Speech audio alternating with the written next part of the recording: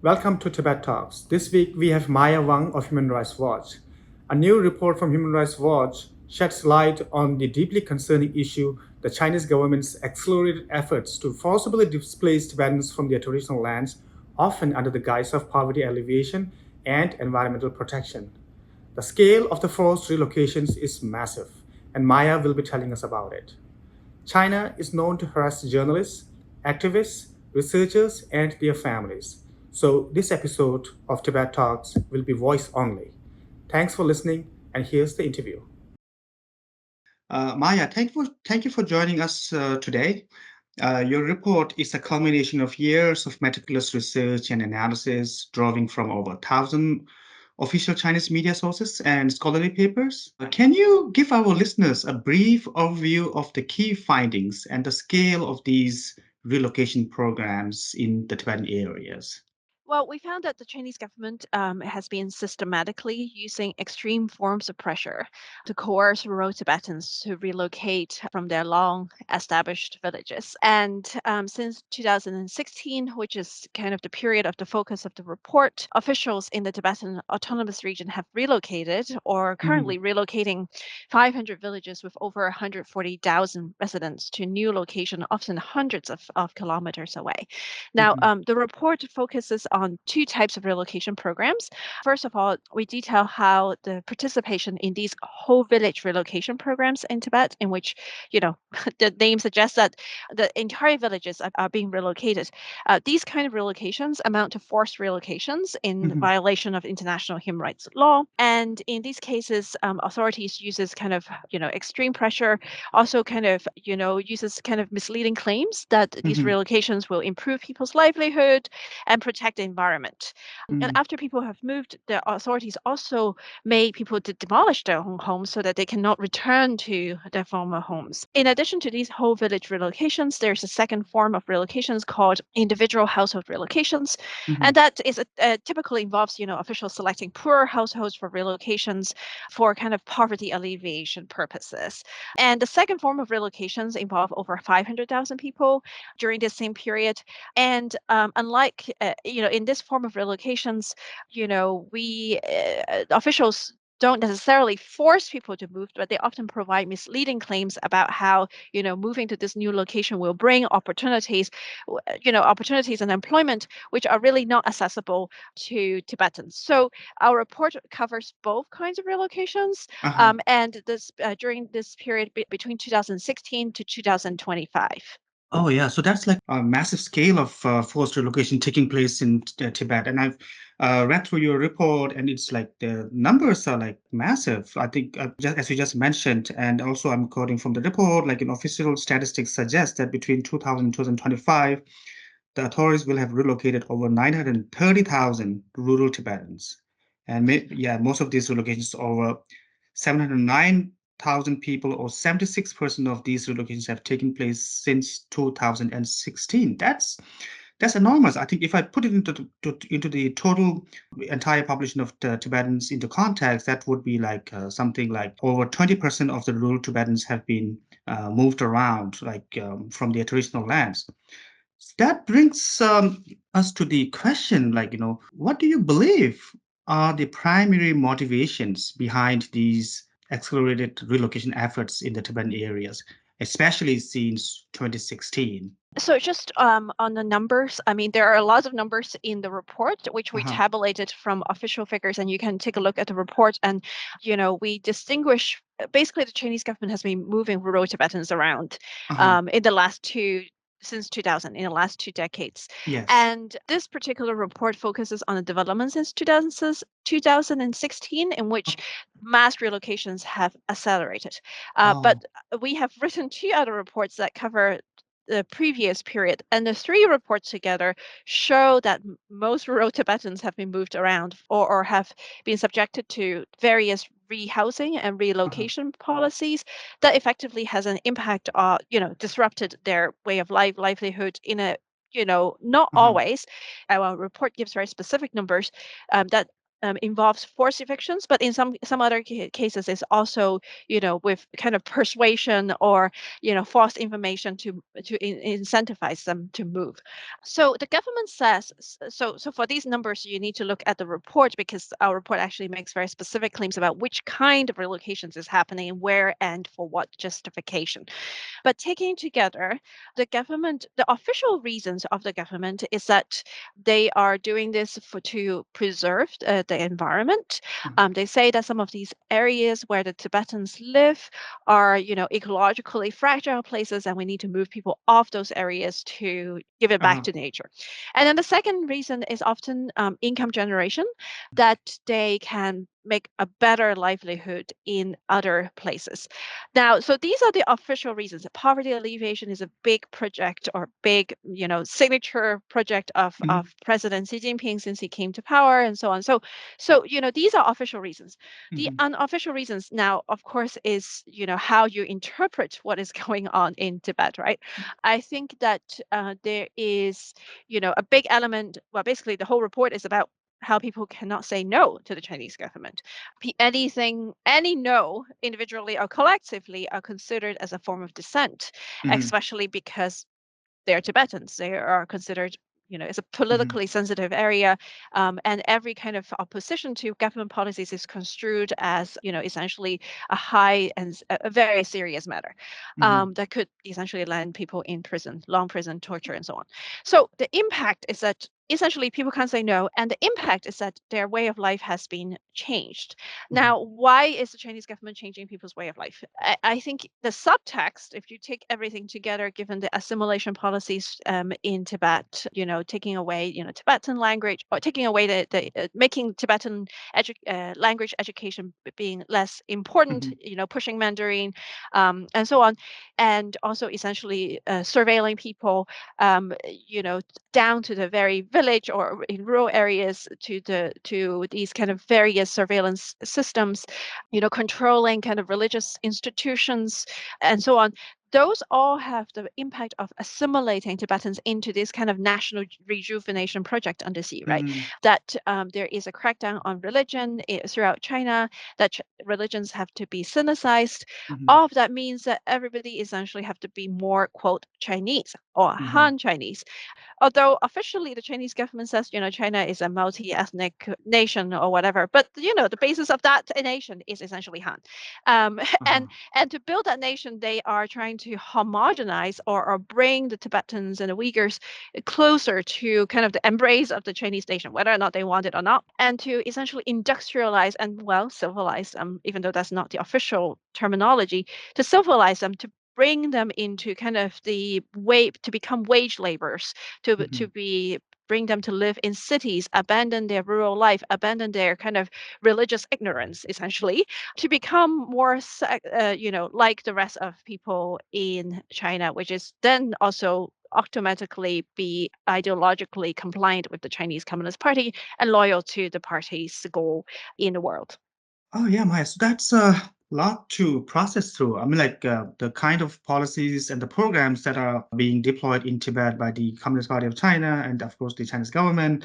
Like as you mentioned right now, this massive scale implementation of policies are happening.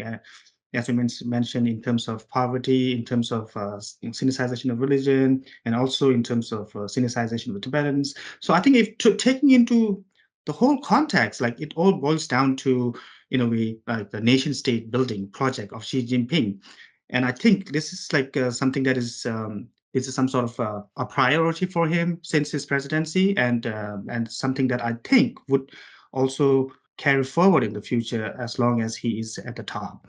And now coming back to the motivations or the reasonings provided by the Chinese government officials as all these relocations taking place to alleviate poverty in the region. Is that correct? Like is that correct? Did it really make any difference in the lives of the Tibetans who had been moved? Is there evidence that their lives are now better off after relocating hundreds and thousands, like hundreds of kilometers away from their original home? Well, first of all, one of the major challenges of researching this report is that we cannot no longer talk with Tibetans Hmm. in Tibet because the Chinese government has so severely restricted access to that region. An issue that, of course, we have repeatedly raised. For example, the UN has repeatedly, tried to get unfettered access to the region. Has happened instead is that the Chinese government has made it harder and harder for people to get out of Tibet, Hmm. to communicate with people electronically outside. To the outside world is itself a dangerous endeavor for Hmm. Tibetans, especially talking with human rights organizations. So it's hard to know, you know, Uh-huh. whether or not how the Tibetans actually experience their lives after they have been relocated, and whether or not they are indeed, happy and satisfied, as some of the official reports are trying to portray them Uh-huh. to be. However, I think it is also, from the report is entirely based on official media reports. Hmm. But even in these official reports and academic studies, actually, you do see, especially academic studies, which actually are all official scholars, but they also raise the concern that Uh-huh. suggest that Tibetans, some of them try to return to their Uh-huh. original homes because they cannot really find a job in the new Uh-huh. location. They have to buy everything. So in these new locations, instead of kind of relying on the land, as they had the skills to do so previously, doing herding or farming, Hmm. so it seemed this academic reports, for example, talked about, hidden poverty, or, Hmm. that people are, actually kind of being thrown into kind of this essentially poverty Hmm. situation where they are now they have a hard time generally finding sustainable employment because they don't speak Mandarin. Hmm. They were herders and farmers before, and now they have to be wage laborers, and they don't have Uh-huh. those skills to kind of survive in these kind of jobs. Mm. So whatever. And this is where our report finds that the Chinese government officials have been giving misleading information to the Tibetans Uh-huh. in order to persuade them to move, is to say that, oh, you would be better off. But in fact, their studies that are commissioned by the government or conducted by Chinese government Hmm. official academics already show that they are worse off. There's a lot of Hmm. evidence that Tibetans Yeah. are worse off Hmm. in these new environments. And yet these relocations continue to take place and force upon, in some cases, on the rural Tibetans. Definitely. I think access to the voices inside Tibet is very, very difficult in terms of the political climate in the last recent years. And I think it's also quite revealing that the official scholars, accredited with the government, they themselves coming to the conclusion that many of these relocations are not, successful, and people are not happy after the relocation is telling of what is actually happening on the ground, I think. And I think in your report also mentions the Sanxi model, which is like the basis for the current relocations that has been taking place in Tibet. So, what do you see the similarities and the differences between the Sanxi model for the relocation under the ecological migration and what is taking place inside Tibet? Well, the Sansi model is essentially the introduction, or the first case where they introduce the idea of ecological migration. Mm. And so that's why we reference that in the report. It is supposedly a non-forced form of relocations where local people actually requested themselves to be moved. Now, this is also what the government says is happening in, Tibetan regions, is that the people actually request or that they're happy about moving. Uh-huh. And of course, the report kind of very much question that people are actually happy about being moved because have been, kind of forced in some cases, or given misleading information. Now, but the major difference between the Sanxi model and also the current relocations in Tibet, is that in the case of the Sanxi relocatees, they continue with their former livelihood in agriculture Mm. after they have been relocated to supposedly, better land. But for the Tibetans, they have to change livelihood and give up Mm, these kind of resources and their lifestyle to join the market economy as mhm, wage labor or kind of petty entrepreneurs. Now, the Chinese government calls these kind of lifting people out of poverty, mhm, but the problem is, as we have discussed, that is not happening for the rural Tibetans because they don't have these kind of qualifications for this kind of employment, even mhm, with all the vocational training provided by the government. And they lose kind of the safety net of uh-huh, subsistence resources like their farmland and their herds. And now they have to buy everything they need, as well as kind of the massive intangible loss involved in being moved dozens of kilometers away from kind of mhm, what you're familiar with, your communities. I mean, these are large distances to overcome in order to return to your land, and moving people quite significantly.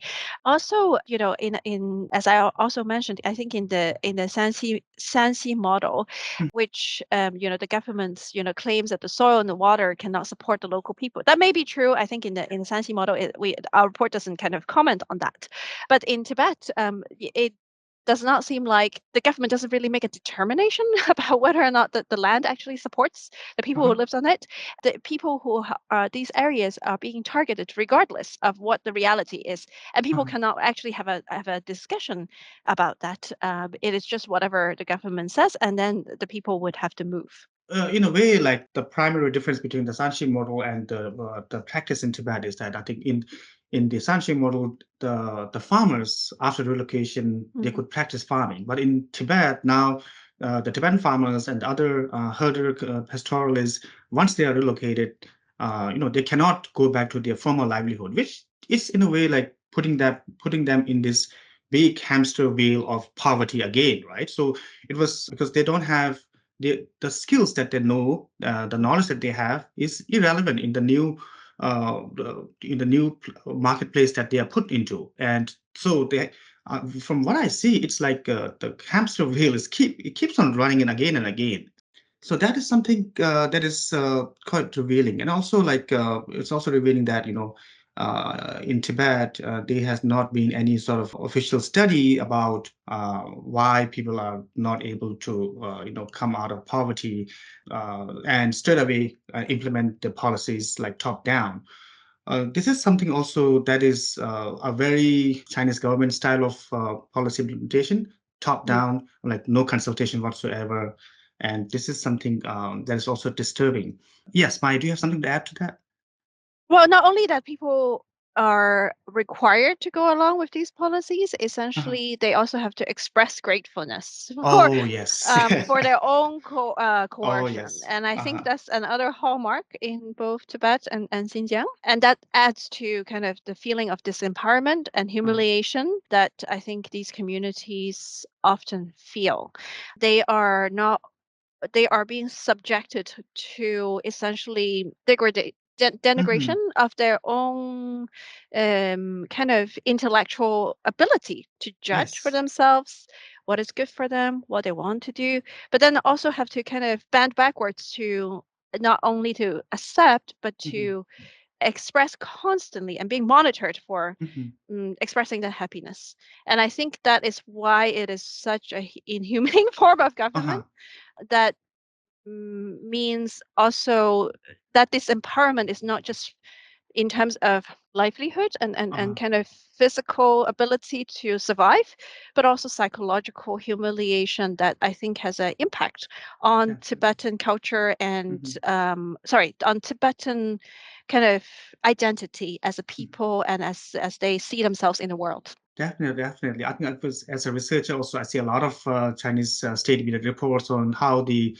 Tibetans are grateful to the Communist Party, and the state media always flash these images of quote unquote grateful Tibetans, and in reality, it is in a way it's like rubbing salt on the wound. They have already been put through a lot, and then despite that, you have to follow the instructions and say your gratitude for putting them into another misery. It's like altogether another set of misery, and there's no choice, but there's no choice to ask for remedies or changes. All you are instructed to do is say some grateful words to the CCP. That's very degrading. It's very Mm-hmm. inhuman. I think you also earlier mentioned a little bit about the earlier reports that Human Rights Watch has done. I believe some of the major ones that I can remember are those from 2007, 2013, Mm-hmm. right, on this whole project of relocation and rehousing. And like from those reports and this current report on relocation, I think there are many similarities that I see. And also, also, I was wondering about the research methodology, right? What has changed? And because this is like some 14, 15 years of research. What has changed since those reports in 2007, and how things have changed, and what are the challenges that you have faced in gathering information and also analyzing information? Well, I think it has become harder to, like I said, accessing people in Tibet. The previous reports relied a lot on interviews with Hmm. Tibetans, so we could at least hear what their views were Hmm. in the past. And now Tibetans, it's now harder to get, passports for Tibetans. Like I said, electronic communications are now risky for Tibetans as well, even, talking with their families. But on the other hand, there has also been, more kind of official documents, articles that are, I think, available on in China in general that gives you a sense of what is going on. And, researching Tibet and China in general has moved more from kind of being able to talk with people to kind of parsing textual analysis essentially, Hmm. and CCP speak that requires a kind of a different kinds of skill, and not to mention, well, some part of that I'll leave that unsaid, but the challenge is often in the latter kind of investigation, just relying on text is, there are the perils of not being able to really understand what's going on if you have not been able to talk with people on the ground, right? Hmm. And then the second peril is that, well, the Chinese Communist Party documents are often really, really vague and full of terms that, I Hmm. think hard Yes. to understand, or Hmm. not hard to understand, just really repetitive and, Hmm. are Hmm. quite meaningless, I think, in some sense. And we could debate about why that's the case. But at any rate, so part of the challenge in textual analysis is to understand how much of what's happening in Tibet is unique to Tibet Uh-huh. versus those are happening nationally. How many of these terms are just kind of platitudes from the local authorities because they have to insert these terms, or that they mean something else that are not relevant, versus that terms that are really important in Hmm. understanding the nature of these relocations. So, for example, it took many months to even understand that there are two different forms of relocations, and whole village versus individual household relocations, and then to understand kind of what is happening, or what are the policies with regard to these two different forms of relocations, the nature of voluntariness if Hmm. in these different forms of relocations. So it just takes longer and harder and easier to get it, harder to get it right, let's say. Hmm. And all of that is, of course, intentional on the Chinese government's part. And then, of course, the difficulty is then, well, when you don't see the Tibetans, when you don't hear the people there, it's harder to get the world's attention, right? Like, Hmm. analyzing 1,000 official articles, versus seeing people being, Yeah. bombed and, Hmm. losing their family Hmm. members, their lives, their limbs, which are Hmm. horrific abuses. It's not generating the same kind of outrage. And then Hmm. I think this is exactly the Chinese government intention in both places like Xinjiang and Tibet. You do not hear people's voices anymore, and the only voices you hear is the Chinese government. And you start Hmm. to, I think, for a lot of people who don't know China, even if they're critical of the Chinese government, they kind of doubting, well, it could be Uh-huh. voluntary. Oh, well, Oh maybe yeah. their lives are Hmm. better. Hmm. Who are we to say? Hmm. And then it shows these kind of doubts in people's minds that kind of neutralizes any kind of potential discomfort that Hmm.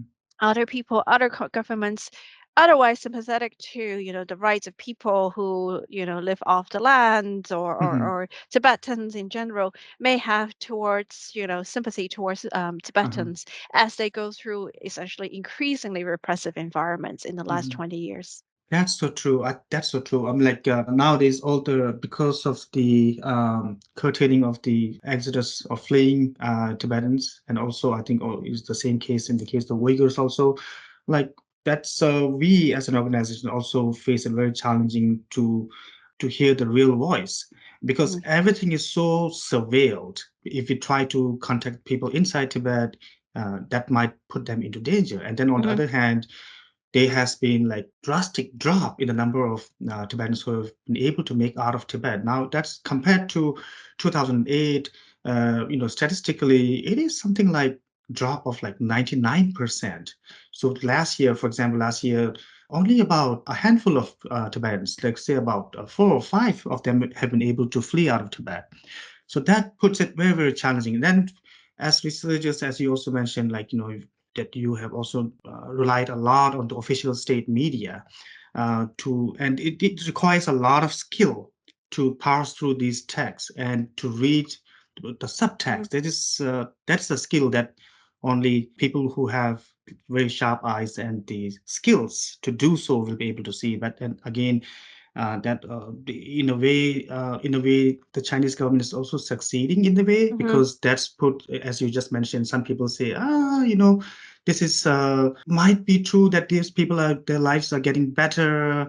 This is what the Chinese media report says that and all that they see is people being grateful and images. So that is like.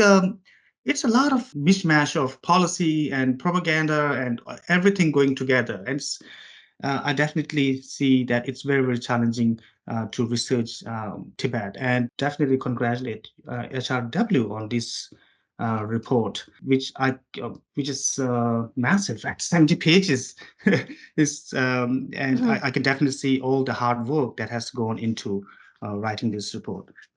I have like maybe owing to the time limit, can have maybe one more question. From researching this huge report, have you been able to like identify any specific official or Hmm. department within the Chinese government who have been instrumental in driving or implementing these relocation policies? Right. Okay. That's just a little bit dry, but Uh-huh, it's mainly the county poverty alleviation uh-huh, Ban that is responsible for implementing these policies. The Ban has been renamed as the Rural Revitalization Administration, mm, 乡村振兴局, since 2021, which is under the Agriculture and Rural Affairs Administration. To a lesser extent, the Bureau of Agriculture and Animal Husbandry, 农牧局, is also involved. That has also been renamed since 2018 as well. But in terms mhm, of dealing with villagers, the township government officials that are the ones that engage directly with the villagers. Um, and when they are unable to get households to agree to relocations, this is when they turn to higher level of government officials to, as we document in the report, as officials of increasing seniority would come and persuade the villagers to move. With ecological relocations, then you have also the forestry and grassland administration that are involved in ecologically related relocations. So these are primarily the entities that are involved in kind of mhm. implementing and devising implementing these policies. Yeah, talking of rural revitalization, I think it is one of the campaign policy of Xi Jinping. I think it's also one of the buzzwords during the 20th Party Congress back Mm, in October 2022. So coming to think of putting this into the whole context, whatever is happening in Tibet also happening under this big umbrella policy slogan of rural revitalization. mm, And we also now know that through official statistics that, a large number of people, 700,000 plus people have been moved around from 2016. Do you, as a research analyst, do you think that, whatever's happening right now is going to continue in the future? And, or is there some sort of an end at some point? That's a good question, also because you can't really see into the future. Um, I haven't really studied we haven't really studied the poverty alleviation drives Mhm, throughout the country as a whole to see whether or not that kind of initiative is coming to an end. It's hard to say with, China changing quite rapidly sometimes with, domestic economy, trying to, I think they trying to kind of evolve depending on kind of the macroeconomic geopolitical changes going around. However, it would, I mean, what we can see is that these policies seems to be ongoing, so I'm not sure we can expect any major change, mhm, though maybe whether or not that remains a big focus is hard to tell in the grand scheme of things. uh-huh, But I think one thing is for sure is that I don't necessarily see any of these policies being reversed. mhm, So, right, like I don't see the Tibetans being allowed to move back or allowed to, practice more of their culture. And that means the impact of these kind of policies is essentially generational, and how that would impact on kind of the psyche and the identity of Tibetans. How do they survive with uh-huh, so much loss of different kinds is something that I think, for the purpose of, of Tibetans and their right to live the life and determine their fate, I think I think if that's your question, is not mhm, exactly optimistic. mhm, I think with Xi Jinping still relatively young, I think mhm, for Chinese leader who has made himself essentially, the leader for life, we are not looking any kind of change of policy, change of heart for another mhm, 10 years or so at the very least. But mhm, then, things could change. And of course, mhm, communities are, I think, a lot more resilient, I think, mhm, than we give them the credit for sometimes. If you look at other communities like the various subjugated communities around the world today, we see them pushing back, fighting back, asserting their identity, even if a lot of that has been lost in other ways. So, mhm, you mhm, know, the Chinese Communist Party is relatively young, I think, as a mhm, as an mhm, oppressive force, mhm, which of course has perfected oppression really well, though. mhm, So I wouldn't want to I would want to end on a more kind of a note that this is a mhm, blip in history to mhm, how we respond to this as, mhm, people who are subjugated, as people who can choose to be in solidarity with them. mhm. There are choices that can be made and resistance to be had. Yeah, as you mentioned, it's very concerning in terms of the impacts that the generational impacts that's going to that we're going to see down the line, and of course with Xi Jinping at the top, being making himself the ruler for the life, that is not something very reassuring. But then again, as you mentioned, this as the Tibetans have been very very resilient. This is Mhm, something that the Tibetans are very proud of. mhm, Uh, well, the Chinese government says that the Tibetans are being moved from this quote unquote harsh environmental climate to this lower under 4,000 meters, level of fields or place or whatever where they need to relocate. But the reality is Tibetans have been living under these quote unquote harsh environmental conditions for thousands of years, and we mhm, mhm, Tibetans have been able to survive, right? So mhm, this is something that also needs to be taken into context. mhm, mhm, So that, in a way, also shows that the Tibetans as a community are very, very resilient, both in terms of their psychology and also in terms of adapting to the natural environment. mhm, So mhm, with this, I think we will end here today. mhm. Thank you so much, You're Maya, welcome. for Yeah. taking the time to talk to our listeners. Thank you so much. Yeah. Thanks for having me and for having this detailed discussion about this report. Thank you. Thank you. Thank you.